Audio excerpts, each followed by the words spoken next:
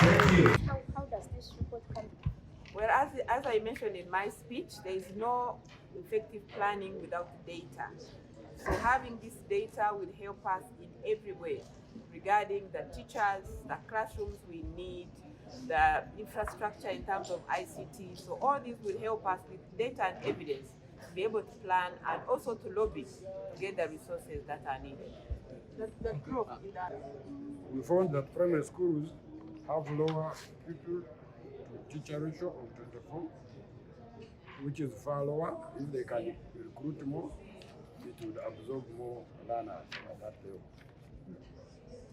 Then the most important finding again is that government has a policy that every parish should have a primary school, the government primary school. And we found 3,087 out of 10,860 parishes having no primary, government primary school. This is 28% of the parishes lacking government primary school. But I think private sector is bridging the gap. It's 0.6. And so there is a gap in service delivery. For secondary schools, again, we found 5,498 schools, 4,000 of which are from private, and 1,500 are from public. Learners, 2,088,133. Female, carrying 1,069,000, and the rest being males. The student teacher ratio is 40:1, which is below the recommended of 30:1. And in government, in private, again, it is higher. Government and private are at parity in pupil-teacher ratio.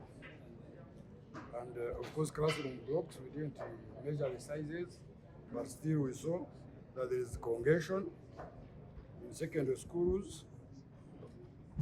We found that there are sub-counties or town councils with no government secondary school, and this constitutes 45.5%.